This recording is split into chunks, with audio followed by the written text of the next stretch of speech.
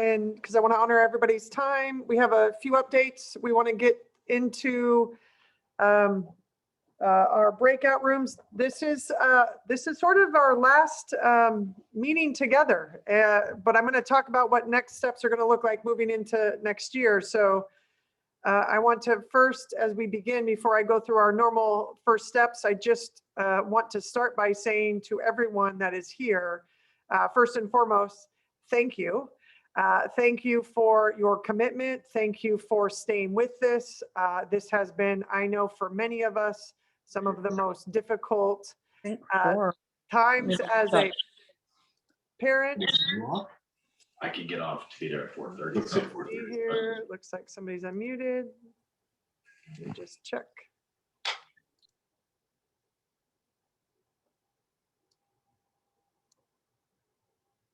Oh, I think we're good. Just again, acknowledge all of you and your commitment to what we have worked together with. And it has not been easy. I'm going to say probably from both being a parent, I think it's one of for those of us that are educators, has been very difficult, both hard, exhilarating, exhausting. I think we could all feel those in different ways.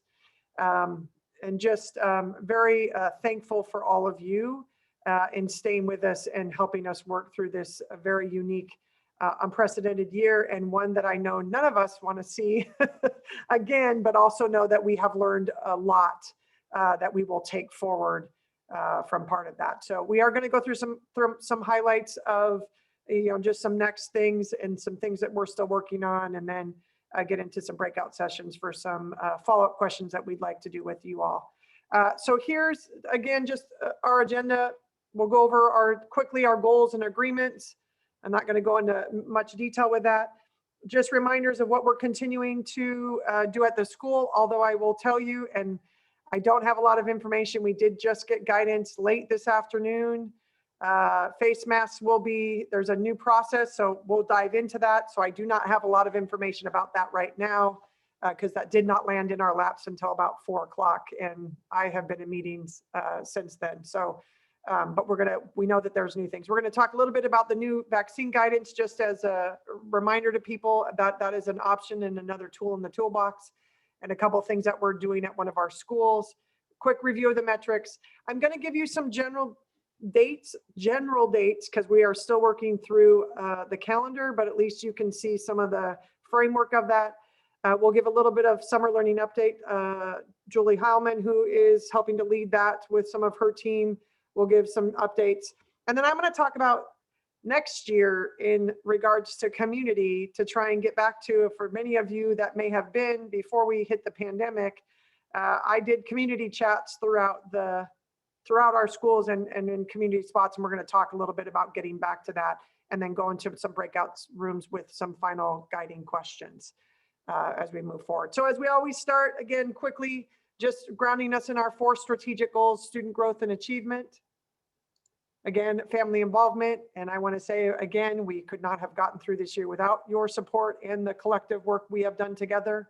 So I'm appreciative of our families, our community partners, who have come to the table and been huge in many aspects to help us work through some things this year.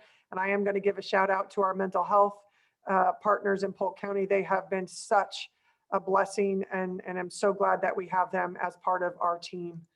And then lastly, our amazing, hardworking, yet fatigued staff who continue to lead and improve each and every day as we've gone through this school year. And again, just a reminder of our community agreement: stay engaged, which we are, and you have, and I'm hoping you will continue after this. Again, we have this good discomfort, and that will continue to speak our truth, listening to understand. Again, we can start to see some closures. I'm going to say that not everything will be clear yet, but we're moving in that direction. Assume best intent, and then obviously we're making the best decisions for our students, and then we focus on the agenda moving forward. So just a couple things as we do. These are still some of the key practices that we are and have in play and will have in place through the rest of this year. As I said, The protective equipment, there has been a shift, and so we'll dive into that a little bit more, and we'll end up doing a communication out as we move forward. So it could affect things like graduation. So again, we'll dive into that and be able to share out more with the community as we move forward. I want to also give a quick shout out because they are on here. We have an outbreak team when we do have some information about isolations and quarantining. We have been meeting as a committee every day, literally since November. So we meet every day to talk about, are there any outbreaks or, what are we aware of with staff and or students that need to be isolated or have been quarantined. So really thankful for that team who has been with us with that. So again, just those reminders. And we know that some of these practices will change. We're seeing the CDC guidance change. Again, that has not changed a lot of the Ready School Safe Learners, but we know that that's going to be continued changes. I do have a meeting tomorrow with the Oregon Department of Education. I'm sure we'll get a few more updates on what next year and some of the guidance or what that's going to look like. Again, we think that those conversations will continue to happen over the next few weeks. A couple just reminders, and I know people may know this, but the vaccinations are now open to 12 and older. So that is a possibility that if you have a student that is 12 and older, you can move in that direction. Again, as I say, these are tools in our toolbox. Not one thing has, I think all of these tools have helped us get back to a point to be getting close that we can be, with the opportunity to open up and be open next year, but having options for families that still may not be ready to be back in person. The clinics, most of them will and are taking walk-in appointments. The vaccine is now available at the Health and Wellness Center. It is the Pfizer because the Pfizer can be the 12 and older students. So we want to make people aware of that. So if you want to make an appointment at the Health and Wellness Center, that is right here. And then there is still the Salem Health Clinic that's open at WU. You can, walk-ins are available there. And then obviously local pharmacies have picked up as well. I think one of the last pieces as we talk about, and for many of you that may have listened to the governor, I think it was last week. Was it last week? If Polk County reaches 65% of its population 16 and older with at least one shot of the vaccination, then she will start to lower our county risk levels. I think that's an important piece. And again, I know people, I'm going to keep saying it is a tool in our toolbox. Obviously, it's an important tool for us to continue to keep moving forward. So we just wanted to add that in there as just some of the new guidance that has come out. We continue to work collectively as, with our leaders in Polk County and having these conversations and what else we can do to just give information out to families should they need it. Again, just going to show you where we are. These are the guidance of the advisory metrics that were shifted in March. And again, just to give you that idea, green is in a good place, yellow is we're still concerned, and then red is that there are great concerns as it relates to county case rates and then county positive tests as it relates to the COVID-19. Here's the last few weeks. Again, we're holding steady, but the other pieces were not going up, which is good. So again, at this point, we have not shifted any of our hybrid models because we're still in the 200s. So shifting a little bit to start talking about next year. So right now we are looking at, and I want to be clear, this is in draft. We have shared out a draft calendar. We actually shared out a couple different draft calendars to our staff. We always gather input from our administrators and our buildings. That input has been shared back to us, so we're working on those final adjustments to it. We do give those calendars back to the building principals, and then we will share that with the unions. Again, there's contract language that we have. We just collaboratively work together to make sure we haven't missed anything, that we haven't violated anything within the contracts. But these are some just general dates that we believe will be consistent as we move forward, looking at a staff start date of August 25th. For staff that are on here, that doesn't mean that your principals may not be reaching out to you for other days before the 25th where they may want to pull you in.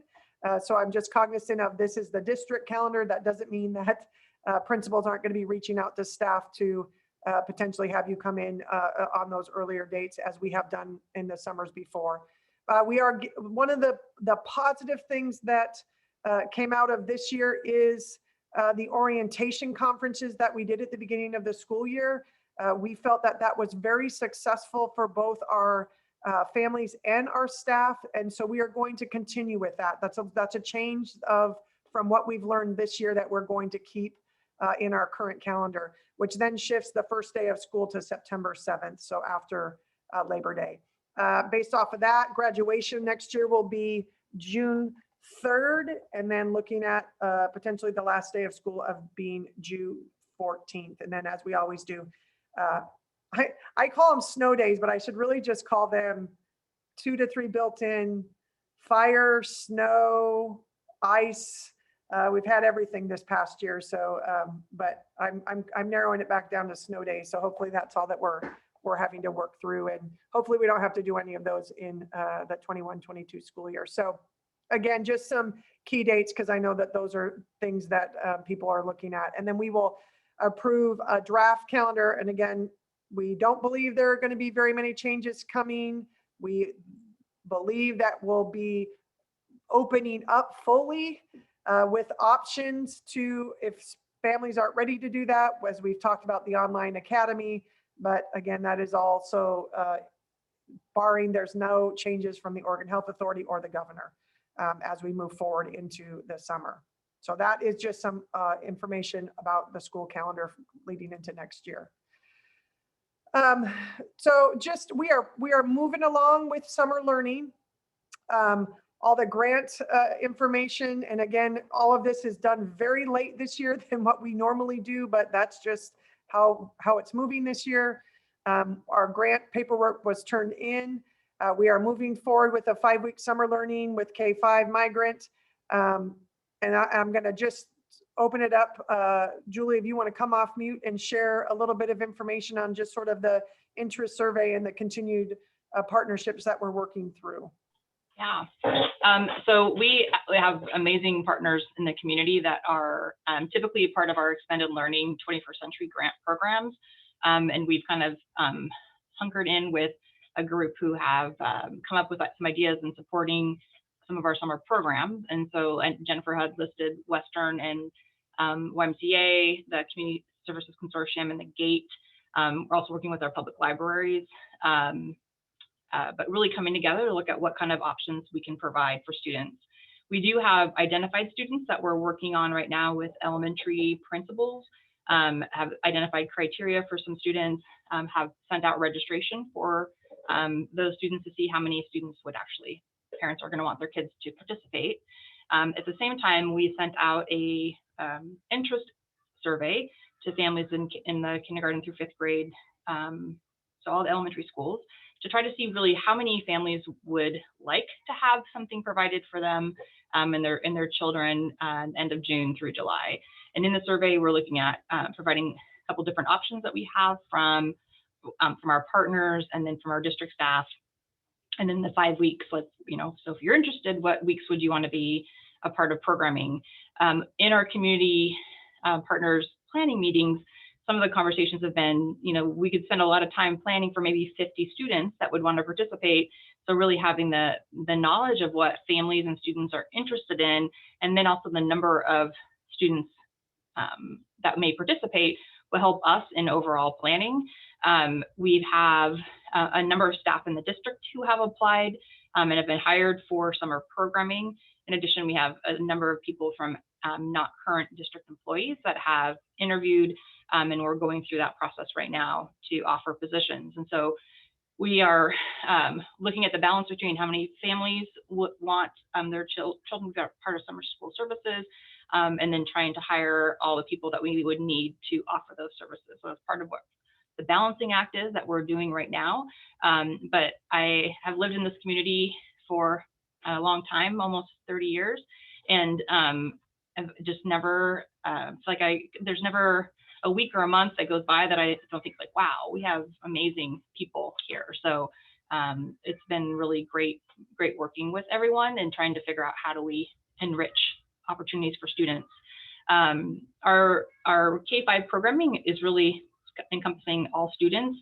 We have separate funding and programming for our students who are fall under the migrant category for migrant services, and so focusing on grades 6 through 12, and then also looking at how do we encompass other kids in 6 through 12 that may have similar needs that we can provide additional support. So we're chugging and looking to see what we can do and how we can offer services, and looking for creative things. We had an email through Info Central from, I think, one of our members on this team here, and it's great. I mean, just getting feedback, working with another member on this team who has conference experience of helping, like, what are some things that we can do for programming. And so it's been great.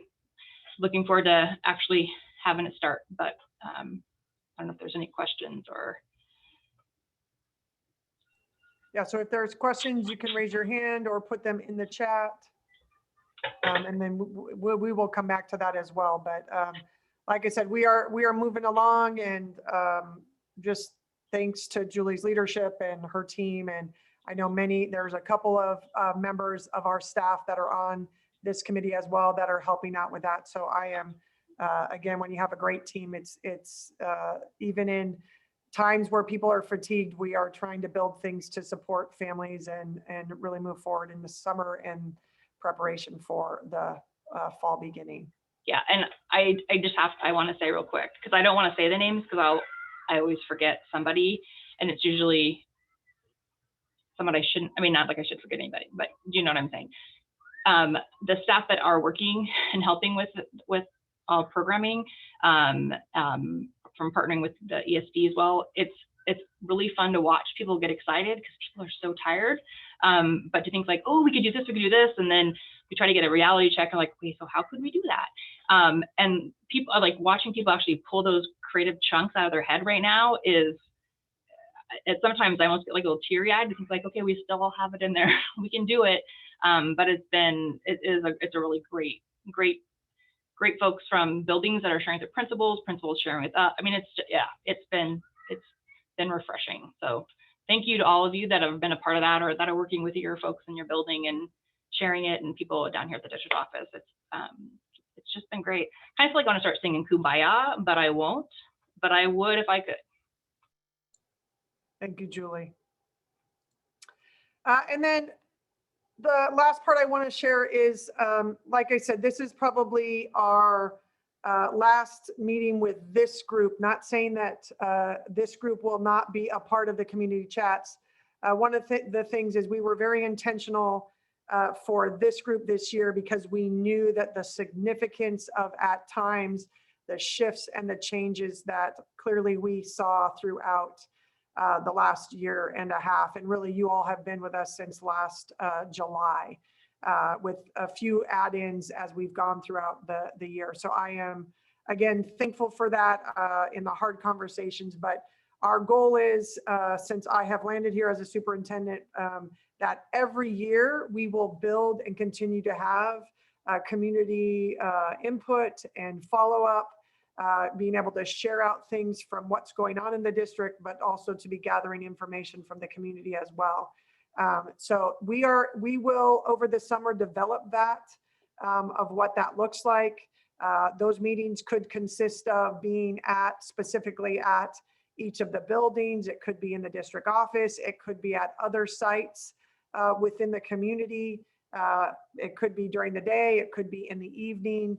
We've also talked about how do we also, because of this world that we've been in virtually, be able to have that as an option as well. So that will be built where it is open to anyone that wants to come, or potentially if we're wanting to have a community chat with just the business department of our towns, or if we want to have and continue, because again, there's a way that we, and I'm going to say it, and because there is a way for public education and faith-based organizations to have a relationship to support kids. So if we need to have some conversations with our faith-based leaders, or again, our city council, or however you want to phrase it, we will have those different opportunities to have open to the community. And then if and where we want to have specific chats with groups, we will develop that. So we need to get back to before we started the pandemic of really focusing on the key things that are happening within the school district. First and foremost, we have built a strategic plan. There are goals, there's objectives, there is actually data that we are building to show and hold us accountable for the progress. We need to get back to that and get that reestablished. There has been the passing of the Student Success Act and what's called the Student Investment Account, and be able to continue to share our plan that is tied directly into the district strategic plan, and being able to share out with the community of what we've done, what we've added, and what we're seeing as success. One of the other things, there is a separate funding from the Oregon Department of Ed called High School Success Act to be able to share information about the successes that we have seen in the high school, and there have been some significant ones. We were reviewing data with a team the other day and get really excited of some of the cool things that they have done in the last 3 years. So kudos to our high school team. And then just again, that review of district student data, diving into a little bit more into the demographics and being able to share some of that information with the community of why we are moving with the High School Success Act or with the Student Success Act and our district plan in the direction that we're moving. And then always trying to work with families and how we engage and what types of strategies can we do to improve that and move that forward. So again, we are going to get back to this. We believe that we're going to have more flexibility moving forward. And so this is our plan that we will build and start to communicate that out as we hit into the next school year in probably early August, September, when we would start sharing that information more specifically. So here's what I want to be able to do for the last few minutes. Going into breakout rooms, and we have facilitators that will gather information. We want some feedback, and we want to just have you really think about this process. And again, I mean this in the nicest way. I hope I never have to pull a group like this together again. We want to do it in the community chats. Hear that in the right tone, in the fact of it is very important that we have voices at the table. But obviously this process for this year was very different because of what we were working through with the pandemic. So with the processes that we did this year in this committee, what was positive about it? What were some wins? What were some good things that we learned out of this? And then second part of that, what frustrated you at times about this process throughout the year? So again, we want that honest feedback from that perspective. And then the second question is, what questions or concerns do you have, or are you all receiving still from others as we head into the 21-22 school year? Again, what are those questions? What are the concerns? Whether that's coming from you or as you've been talking to your neighbors or other family members that live in our school district, have students in their school. What are those concerns or questions as we head into the 21-22 school year? So we're going to jump in there for about 20 minutes and just to be able to talk through some of those pieces, and then we will jump back in and do a quick share out. And then, like I said, I want to be clear that this is for those of you that are parents, that this is the end of this committee, but that doesn't mean that we're not going to want your voices in the chats and how we continue that open dialogue together as we move forward. So with that, I'm going to make sure we didn't have anybody else add in. I will add in one more. And I am going to see you all in about 20 minutes.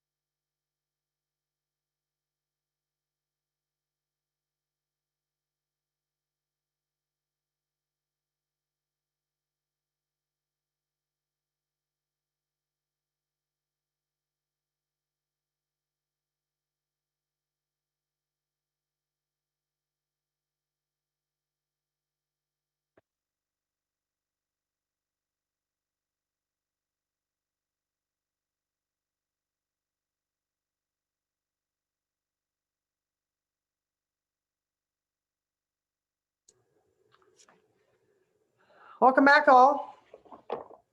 That went fast, but hopefully everybody had some time to just sort of share out. So I'm going to go in my facilitators, just a couple highlights of the questions, and then we'll gather those pieces and move from there. So my first one on here is Cease. So I'll let you go first, Cease. Just share out of positives, frustrations, or any key questions that are coming up.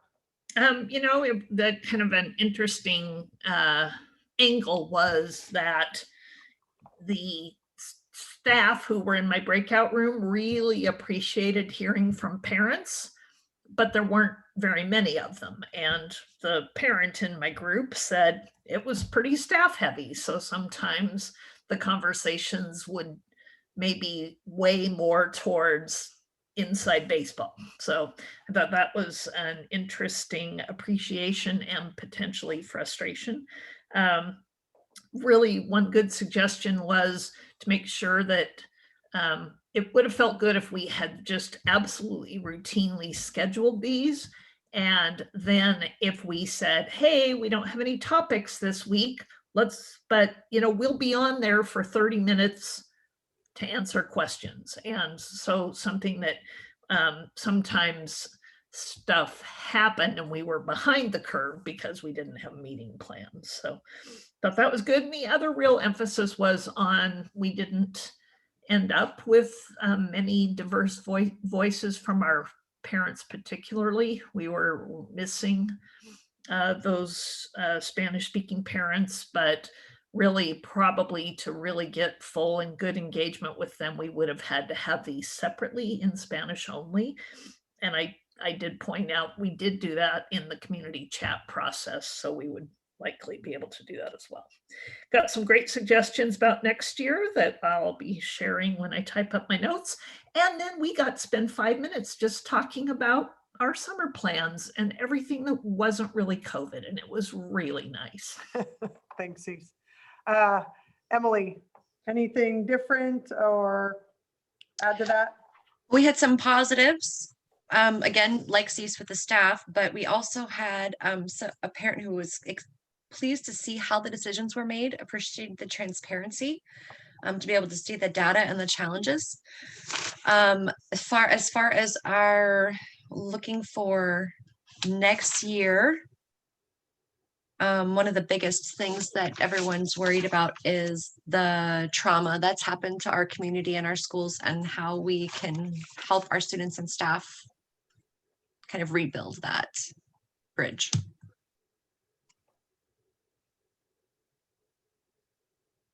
Perfect. Julie. Right. So what was great in my group, that there were a couple of people that were staff and community and like parent, like combos. That was kind of nice. So I got both perspectives on some of the things. One of the comments was being able to see how hard everybody was working, and the comment was more about staff, but I think it was also hearing from I'll put in that, like, from a family end and community, like everybody working really hard. Comment that would be nice from a frustration or need if more people could have seen the work that was done to have a better understanding of the process. So potentially like easing the anxiety, having more of the why, or knowing what was happening or what might be happening. The feeling that a nice part about connecting was that that people got together, and knowing that you weren't alone in how you were feeling, and hearing that you're not the only one that was frustrated and wanting updates, and that it was nice to hear things, even though always not understanding and frustrated with maybe that it wasn't going faster. At least that information was there and helped with understanding. I kind of sharing a little bit of a mixture with the frustration. So having maybe more people be able to hear, really frustrated around how much time things took, understanding that it took time because it was about multiple people being involved, but challenging to see other districts or states, communities that were faster, and we were further behind. So that caused frustration, but appreciated that there was engagement and community building around that. That was a challenge for sure. Concerns for next year. What's the guidance going to be? And around 6 feet, 3 feet, masks, kids eating in the schools, classroom sizes. If they're going to be really, really big and there's not space to have other classrooms, and having additional teachers in the classrooms helping with the teaching. The online school, great question around how do you make the decision if you don't know what it's going to look like? And so making that decision right now is really challenging. And so wanting to see what that looks like. What's the shift going to be with requirements, asynchronous, synchronous? And then will we be using some of the things that we learned this year, next year? So the later start for secondary students, folks saw some real benefit from that. And is that, so things that worked, are we going to be able to carry some of those things over? Yeah.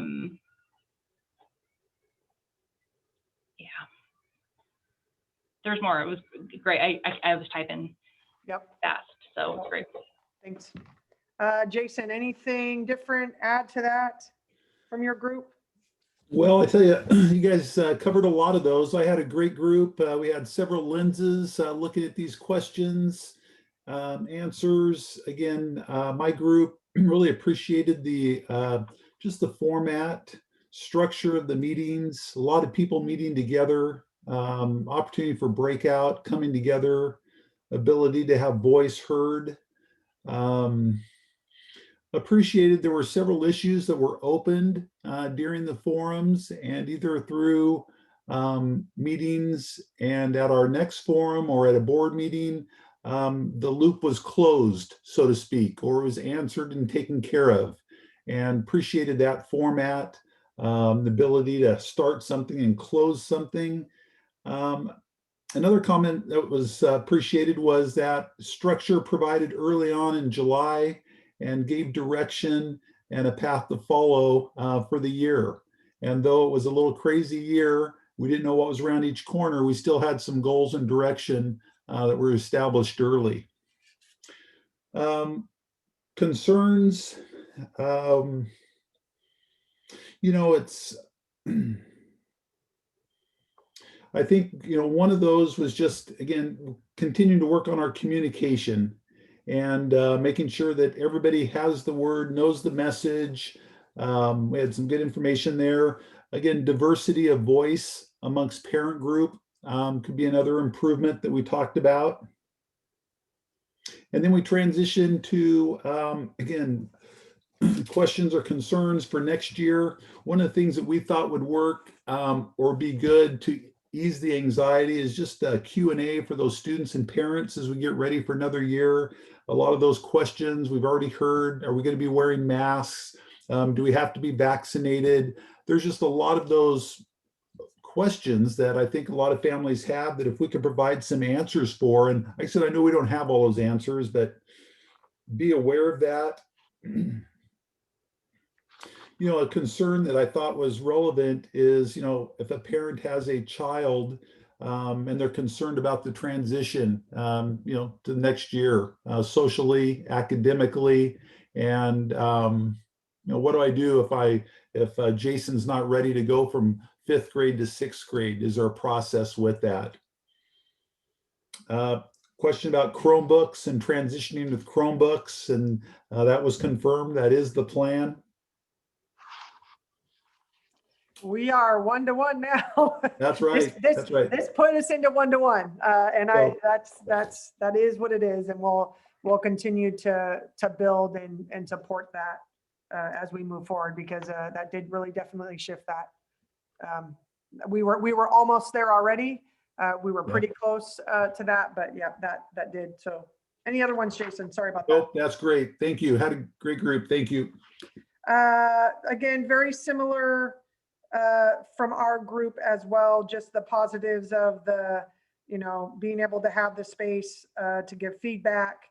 One of the comments was to be able to hear each other's stories. I think that helped all of us in different ways within this community specifically. And then we also had the conversation about how do we continue to communicate, and again, the piece of some families want it in writing, some families want to go find it, some families want it in a video. So just how do we continue to build upon that of what is best for our families and the best way for them to get the information. And again, I think that we always talk about, even at the best communication, you can make it better. And so what does that look like? And then again, one of those, how do we build maybe more some Q&A options and opportunities for families, whether that be district-wide or building-based, moving forward. And then just some of the concerns moving forward on this, what's it going to really look like? What's the daily schedule going to look like? So families can have and figure out their work schedules, because there's been a lot of juggling this year, and trying to do that and what that looks like. And then just going back to the same thing as you said, Jason, just what's going to be required. I do not believe vaccines will be required, that we are not hearing that at this point. But again, that could change. Again, that would cause, most of that comes from the legislature, or Oregon Department of Ed or Oregon Health Authority. So I'm not sure that we will see that this year. And then just as I shared, there's new mask information that just came out of what that might look like in the fall as well. So, so again, with that, I do want to say again, thank you. I mean this. This has been hard, and I am very proud and humbled at times of how difficult this has been, but this group has truly helped to guide the work. Not always easy to hear.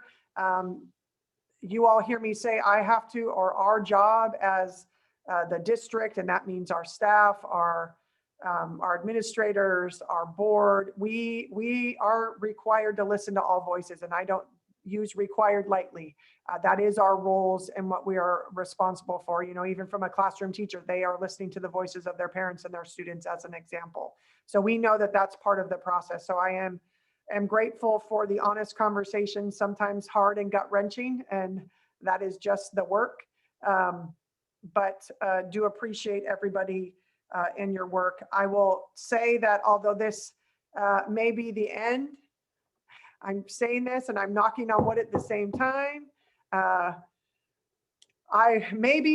hope to goodness that I do not have to pull you all back together again, but should there be any strange things that do happen from now until July, if you see the email from us, please pick it up, because I will potentially will need your voices again. Again, I hope that we do not need it in this format, that we can truly get back to the community chats and taking this information of how do we develop some more Q&A time, webinar types of things that we might be able to do, and build that into our systems for our families as we move forward. So again, this is great feedback. We will take that. It is very important to us. We are taking these ideas and recommendations and looking at them of what we can build into the school year next year. So as I always do, thank you. We will hang on for anybody that has any other questions. You will start to see some more information come out from us. I will share, we have the Oregon Department of Education has what's called the SEED survey. It's a first version of what I'm going to say is like a culture and climate survey. And we are going to be sharing information out to families. It is 3rd through 5th grade, it's really 3rd through 8th grade. And then I believe it's 11th grade. So we'll be sharing some information out, especially to families. It is specifically for the students. Staff, you actually don't get to even have any, how to guide them to take it. It is going to be a survey that comes to their email, and parents will make sure you have that information. It's really giving the students voice on how was this year, true student voice. And I think it'll be good data for us to be able to hear from the students on what was well and what was very, very much a struggle for them this school year. So Just know that that will come. It is in both English and Spanish. Principals have been working to gather that information of who might need it in Spanish so we can get truly all the voices within our school system from our students. Again, third on, we tend to not do a lot of surveys with the K-1-2, so that's harder, much harder for them to do. So look for that information to come out throughout the district. So we will hang on. Again, much appreciation. Thank you. Please, as we build into next year with the chats, especially our parents, please jump in because we want to get back on track and moving the work forward in the learning, the progression that we're building here in Central School District. We're going to do great things. I mean that.